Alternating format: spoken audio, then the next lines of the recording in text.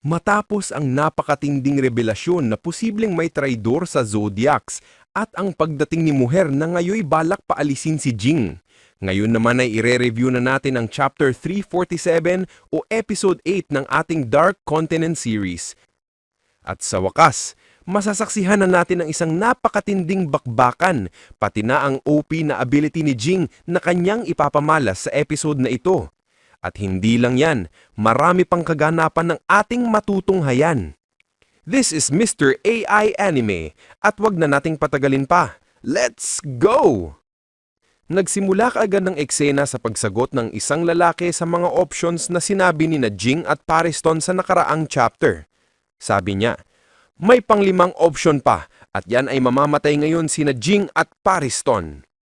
Pagkasabi niyon, tatlo sa mga tauhan ni Mujer ang sabay na naglabas ng mga baril na pinagana gamit ang Nen at agad na itinutok kina Jing. Pinagbabaril kaagad ang dalawa at dahil sa lakas ng putok, nasira pa ang ilang bahagi ng silid. Makikita si Jing at Pariston na tumatakbo habang hinahabol ng mga bala. Napapansin nilang delikado ang sitwasyon. Wika pa ni Pariston, ano ba ang ginagawa nila? Kailangan natin silang ihinto.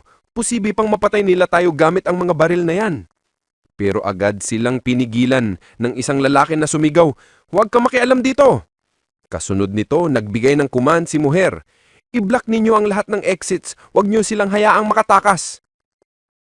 Isa pang sundalo ang sinabi, patungo na sila sa basement. Sagot naman ni Mujer, habulin nyo sila pero mag-iingat kayo ng mabuti. Sinigawan pa ni Mujer sina Jing at Pariston. Mga bastardo, ang isa'y nakasuot lang ng suit na puro dadalang ang alam at ang isa naman ay mahina, kayang bugbugin kahit ng isang baguhan. Noon pa hate na hate ko na si Jing, puro overhype lang ang alam, kaya ngayon ito na ang perfect opportunity para patumbahin kayo. Habang patuloy silang pinagbabaril, nagawa pa ring umiwas ni na Jing at Pariston. Sa gitna ng kanilang pagtakbo, sabi ni Jing, ang bilis magalit ng mga tauhan ni Mujer. Kaagad na lang tayong pinagbabaril. Sagot naman ni Pariston, hindi ka pala gaanong kabaliw base sa mga kwentong naririnig ko tungkol sa'yo. Ngumiti si Jing at sinabing, mga usap-usapan lang yun. Gawa ng mga pinaggagawa ko noon. At saka, ikaw ang unang nag-provide. Sinabayan ko lang ang mga sinabi mo kanina. Sagot naman ni Pariston, kung ganon, sa tingin ko hindi talaga aatras sa mga taong to. Lalaban ba tayo ngayon? Diretsong sagot ni Jing, oo, pero sa maingat at gentle lang na pamamaraan. Dagdag pa ni Jing, mga emitters lang sila, walang problema dyan. Makikita si Jing na naghanda ng suntok na may nakakonsentrate na aura sa kanyang kamao. Mabilis niyang pinagsuntok ang lupa na kanilang kinatatayuan. Sandamakmak na suntok ang kanyang pinakawalan sa loob lamang ng ilang segundo. Nagulat si Pariston, ano to? Dahil kasabay ng mga suntok na yon, makikita na parang may kakaiba sa area ng lupa. Ang impact at damage ay hindi nagsisira ng paligid, kundi parang na-absorb at dinadala lamang sa isang direksyon. At doon, mabilis na dumaloy ang force ng suntok ni Jing, diretso patungo sa mga sundalong humahabol sa kanila. Napakunot ang noon ni Pariston. Bigla niyang naalala, sandali. Ito ay isang pamilyar na teknik. Hindi ba ito ang ability ni Leorio noong sinuntok niya si Jing kahit nasa malayong pwesto siya? Nagulat ang tatlong sundalo nang bigla silang tamaan ng napakaraming suntok mula sa direksyon ni Jing. Dahil sa sobrang dami, hindi na sila nakagalaw at tuluyang na-overpower ng sunod-sunod na impact dahilan upang bumagsak sila kaagad. Napasabi si Pariston, may ability ka bang gumopya ng ability ng iba? Ngumiti si Jing at sinabing, hindi naman ito gaanong kaspesyal. Ang kaya ko lang gawin ay i-imitate ang kahit anong punching ability na tumama sa akin, kahit isang beses lang. Dagdag pa ni Jing. So, kahit isang beses lang akong tamaan ng isang punching technique, kaya ko itong i-imitate. Hindi ito exact copy, kundi simpleng imitation lang. Isa itong talento na meron ako, at ang nakakamangha pa, hindi ito Nen ability. Matapos ipakita ang kakayahan ni Jing, ipinaliwanag niya na ito ay hindi isang Nen ability, kundi isa lamang sa kanyang talento. Kaya niyang i-imitate ang kahit anong punching ability na tumama sa kanya. At ang imitation na iyon ay napaka-accurate. Halos parang kinopya niya talaga ang teknik. Isang mapaka-OP at delikadong kakayahan, mga kaibigan. Ngayon, isipin na lang natin, paano kung matamaan si Jing ng 100-type Guanyin Bodhisattva ni Netero? Ibig sabihin ba ay kaya niya ring i-imitate ang ganoon kalakas na Nen ability? Grabe talaga ang talento na ito, mga kaibigan. At take note, hindi pa yan ng kanyang Nen ability. Hindi pa doon nagtatapos ang kapasidad ni Jing na mang-imitate. Matapos ang eksenang iyon, ipinakita ang dalawang sundalo na nag-aabang para sa ambush kina Jing. Sabi ng isa, masyado yatang tahimik.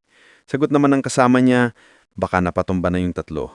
Kaya nagdalawang isip sila kung ipupurso pa ba nila si Jing o maghihintay ng signal mula sa kanilang mga kasama. Hindi nila alam na ang pader na kanilang sinasandalan sa malapad na basement ay siyang parehong lugar kung nasaan sina Jing. Sa isipan naman ni Jing, naalala niya si Leorio.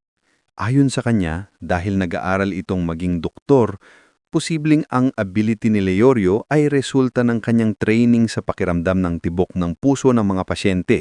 Kaya't malamang, ginagamit nito ang kanyang teknik na parang ultrasound gamit ang aura. Habang iniisip yon, pinapik ni Jing ang wall at nagpakawala ng waves mula sa kanyang mga daliri gamit ang aura. Paliwanag niya, ito marahil ang paraan ni Leorio para maskan ang loob ng katawan ng pasyente. At habang ginagamit ito, na-detect niya na may dalawang sundalo pa pala sa kabila ng pader. Grabe mga kaibigan, nagawa ni Jing na ma-imitate pati ang ability na iyon. Dagdag pa niya, mas mainam ang teknik na ito bilang pang-detect dahil hindi sila mamamalaya ng kalaban, unlike kapag gumamit sila ng N. Habang pinapanood ito napubulong si Pariston, so, ganun pala yun. Maya-maya, ipinwesto ni Jing ang dalawang kamay niya sa lugar kung saan nakapwesto ang dalawang sundalo. Hanin niya, imagine na ako si Leorio at nasa isang sitwasyon kung saan may tumor o blood clot na imposible nang maabot ng surgery. Ang tanging solusyon, durugin ito mula sa labas. Doon na nag-charge ng aura si Jing sa kanyang mga kamay at nag-release ng dalawang malalakas na aura beams na dumaan mismo sa pader at tumama direkta sa dalawang sundalo. Sa sobrang lakas, agad silang nawalan ng malay. At ang nakakagulat mga kaibigan, kahit tumagos ang aura beams, hindi nasira o sumabog ang pader. Direkta lang tumama ang attack kay target mismo. Isang teknik na ang prinsipyo ay parang pagpuksa ng tumor mula sa tao mula sa labas gamit lang ang Nen. At ginawa ito ni Jing bilang offensive attack. Matapos nito, pinalakad ng aura ni Jing sa paligid para makita kung may natitira pang sundalo. Nagtaga naman si Pariston kaya ipinaliwanag ni Jing, oo, may mga maliliit na pagkakamali pero ang pinakamalaking pagkakamali ay noong ang lalaking iyon ay hindi nagbigay ng opsyon na tayong dalawa ang aalis. Kung sinabi niya na pwedeng tayong dalawa ang mawala, baka tinanggap ko pa, pero hindi niya iyon ginawa. Kaya alam kong isang stage ambush lang ito. Scripted lahat. Dagdag pa ni Jing. Pinatumba ko na lang ang mga sundalo kanina bilang respeto sa pagsunod nila sa basurang script na ibinigay sa kanila. Kaya sa susunod, mas mabuti pa na ikaw mismo Pariston ang gumawa ng hakbang laban sa akin kung talagang gusto mong makita ang tunay kong ability. Pagkasabi nito, natahimik si Pariston. Nakatayo lang siya, nakatingin kay Jing. Sapol na naman siya ng mga salita ng taong ito. So ang lahat pala ng barilan na ito mga kaibigan ay kagagawan lang o isa sa mga plano ni Pariston para maipamalas ni Jing sa kanyang harapan ang ability nito. Bagay na alam na rin pala ni Jing at sinasabi lang niya kanina kay Pariston. Matapos ang eksenang iyon, bumalik si Jing sa kuta ng grupo ni Beyond habang nagsalita si Muher. Ganun daw pala ka-obvious. Akala ko napakaganda na ng aktingan kanina. Sagot naman ni Jing. Ha? Sigurado ka ba? Wala ka bang self-awareness? Wala ngang kabuhay-buhay ang delivery ng lines mo kanina. Sabay inasar pa ni Jing si Muher sa mga lindong binitawan nito, bagay na nagpainit sa kanya. Sabi tuloy ni Muher, gusto na raw talaga niyang patayin si Jing. Pero biglang nagseryoso si Jing at sinabi, ang kinakabahan ako ay yung mga sundalo mo. Hindi sila makakasurvive sa Dark Continent. At best, backup lang sila. Sagot naman ni Muher, wala namang problema ron. Originally, mga backup lang talaga sila. Dito na nagpaliwanag ang dalawang sundalong nasa tabi ni Jing na ang trabaho lang daw nila ay pang-scouting, pagpuprovide ng armor at iba pa. Sabi tuloy ni Jing, isang symbiotic plot chamber pala ito. Sagot ni Moher, oo, itong robotic figure ay nakabase sa ability ng isang conjurer at ang mga bala nito ay galing naman sa isang NEN user na isang emitter. Kaya separate NEN abilities ang pinagsama. Ang heavy firepower ay mula sa conjurer at ang bala ay mula sa emitter. At ang kombinasyon na ito ang bumuo ng napakalakas na weapon. At ang mas nakakagulat mga kaibigan ay tila nasa loob mismo ng robotic figure ang dalawang NEN users na iyon, ang conjurer at ang emitter. Paliwanag pa ni Moher, mas malakas daw talaga ang atake nito kumpara sa kaya ng kahit sinong NEN user kung solo lang gagamitin. Kaya mas mainam ang kombinasyon ng abilities kaysa sa individual activation. Bukod pa riyan, hindi lang heavy firepower ang kaya nitong gawin. Nang tanuhin kung ano ang pangalan nito, sagot ng sundalo. Ang tawag sa akin ng mga kasamahan ko ay Golem. At yun lang, hindi na ako sasagot pa. Pinaliwanag naman ni Moher na ganito na raw talaga si Golem simula pa noong makilala niya ito 3 taon nang nakakalipas. Hindi niya alam ang tunay nitong boses, ang muka o kahit ang tunay na pangalan. Sabi naman ni Jing, halata naman na ayaw makipag-usap ni Golem. Maya-maya nagsalita si Jing. So, Moher, ikaw ba ang nagli-lead sa mga sundalo? Pwede mo bang sabihan sila na tanggapin ang mga inoffer ko? Sagot ni Moher, pwede ba akong maging honest?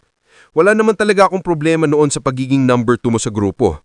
Not until nung inisama mo yung topic ng pagbibigay ng pera. Paliwanag niya, mas pinapahalagahan daw ng mga sundalo ang tiwala sa kanilang mga kasamahan kaysa sa anumang bagay. At ang pag-o-offer daw ni Jing ng pera ay parang sinasabing, bibilhin ko ang iyong serbisyo. Isang bagay na hindi niya matanggap. Nakakasuka raw na parang basta-basta na lang ipinapamigay ni Jing ang kanyang pera parang walang halaga. Inihalin tunad pa niya ito sa title ng libro o parang remote sa mesa. Mga bagay na kailangang ipaalam pa kung saan gagamitin o kung dapat bang ibigay. Kaya masama raw talaga ang nadyong dating ng pag-o-offer ni Jing ng pera. At dahil doon, may narinig pa raw siyang ilan sa mga sundalong ang gusto nang mag-quit dahil nakatanggap na sila ng pera. Isang bagay na lubos niyang ikagalalit dahil hindi basta-basta pwedeng baguhin ni Jing ang sistema ng kanilang grupo. Tinapos ni Moher ang kanyang salita. Kung may masasabi ka tungkol dito, sabihin mo na. Dito na sumagot si Jing. Wala akong reklamo sa mga sinabi mo. Ang magagawa ko lang ngayon ay humingi ng paumanhin. At humingi siya ng paumanhin sabay dagdag. Pero ngayon na marami nang tumanggap sa aking offer, hinding-hindi na ako basta-basta na lang aatras. Kaya nagsuggest si Jing. Kung posible, isesettle na lang natin ito sa pamamagitan ng pagdodonate ko ng pera sa Norwell Foundation. Ang Norwell Foundation, also known as the Family of the Fallen Soldier Relief Fund, ay isang charitable foundation na nagbibigay ng financial, psychological, employment, education at childcare support sa lahat ng naiwang pamilya ng mga yumakong sundalo. Ang foundation na ito ay sinimulan ng isang sundalo na nagngangalang Norwell, na noon ay nagbibigay ng financial assistance sa mga tinatawag na one-way people, mga anak ng sundalo, refugee, mahihirap at mga taong limitado lamang ang magagawa. Simula kay Norwell, eventually ay may ilan pang mga tao na nag-contribute ng financial assistance sa kanyang individual account. At mula rito ay nabuo ang tinatawag na Norwell Fund, na gumagamit ng isang 3 unique generational deposit system. Ang sistemang ito ay binubuo ng parent account, child account, at grandchild account. Ang parent account ang nagmamanage sa lahat ng deposits ng mga accounts, kabilang na ang child at grandchild accounts. Ang child account naman ay nagmamanage ng isa o maraming grandchild accounts. Maaari ring makagawa ng child account ang isang individual sa pamamagitan ng pagdeposito ng pera, tulad din ng proseso sa paggawa ng grandchild account. Ang grandchild account, na ikatlong sistema, ay isang deposit-only account pero nag-a-act din bilang isang credit card. Subalit, ang mga grandchild account ay hindi pwedeng direktang mag-refer ng order sa parent account na siyang main account. Matapos niyan, dito na sumagot si Mujer. Seryoso ka ba?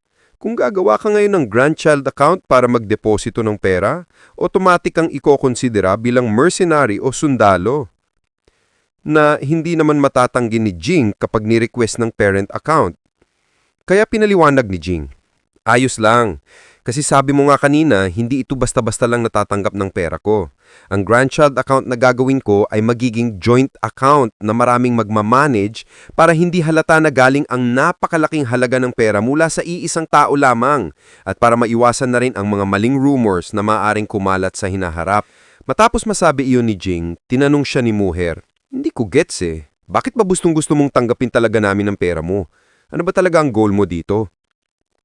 Sagot ni Jing, "Hindi naman ito ang unang beses na nadaldal ako at napunta ako sa sitwasyon na eventually na-realize ko kung bakit ko pa ba sinasabi ang mga bagay na yon sa kadaldal ko. Pero ngayon, iba na. Kaya ako nagbibigay ng sakit ng ulo sa inyo ay dahil alam ko na walang nasisilaw sa inyo sa pera. Kung tatanggapin ninyo ang perang ibibigay ko, doon ko lang talaga mararamdaman na tinanggap na ninyo ako.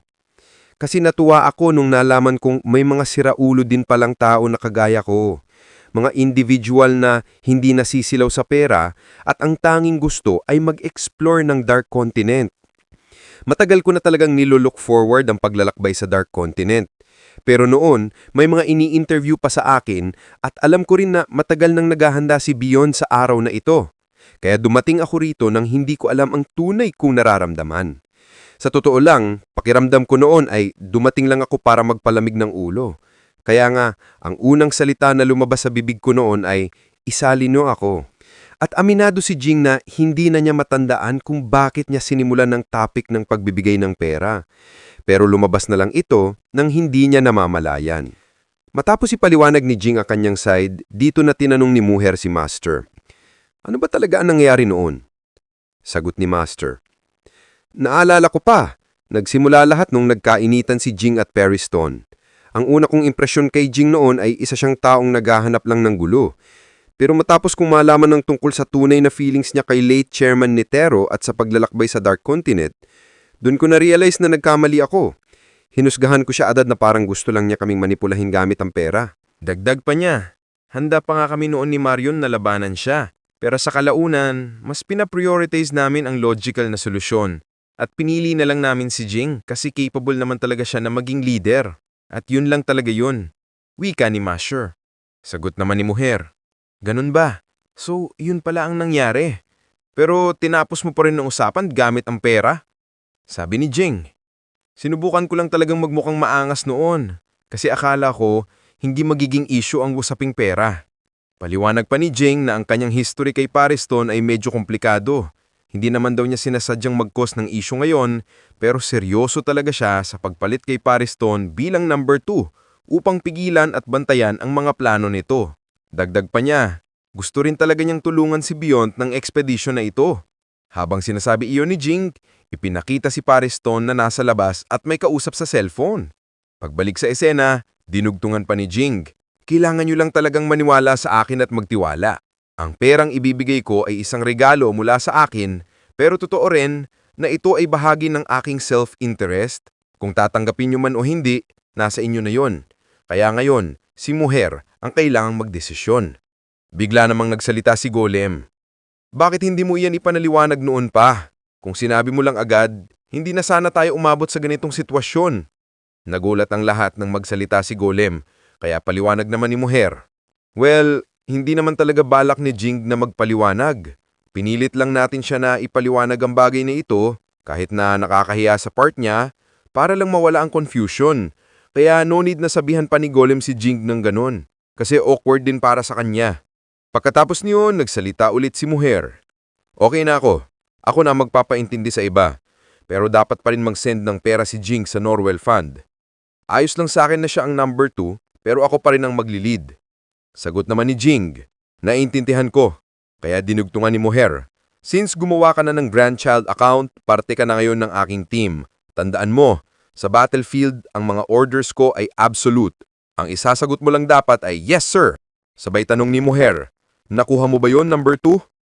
Sagot ni Jing, "Yes, sir." Tugon ni Mujer, Kung okay lang ito sa'yo, then okay na rin sa amin. Para sa iba, as long as tatanggapin ni Pareston na ikaw ang number 2, wala nang objections ang grupo. Maya-maya dumating si Pareston at nagsalita. Tama si Mujer. At dahil sumablay noon ang kasamahan ng Beyond na makapasa sa Hunter exam para i-infiltrate ang Hunter Association, ngayon na pwede nang isend ni Jing ang pera sa mga sumubok sa Hunter exam. Ako na lang ang magproprotesta. Congrats sa inauguration mo bilang number 2. Sagot ni Jing. Sa pangalan lang ako number 2. Pwedeng-pwede pa rin mag-lead si Pareston. Ngulit sagot ni Pareston. Ayaw ko. Mas gusto kong makita kung gaano kagaling mag-lead si Jing. Kaya tinapos ni Jing ang usapan. Ganun ba? Then in that case, ibibigay ko ang aking lahat ng makakaya. So, it's official mga kaibigan. Si Jing na ang number 2 sa grupo na Beyond. Grabe ang mga kaganapan sa chapter na ito. Nalaman natin ang kakaibang talento at pagiging henyo ni Jing, pati na rin ang ilang mahalagang impormasyon tungkol sa grupo na Beyond. Sa susunod, mas lalo pang nakaka-excite dahil may isang matinding revelasyon na naman ang ibubunyag at makikita rin natin ang introduction ng magiging kaaway ng ating mga bida. Kasama pa ang iba't ibang intense na eksena na hindi nyo dapat palampasin.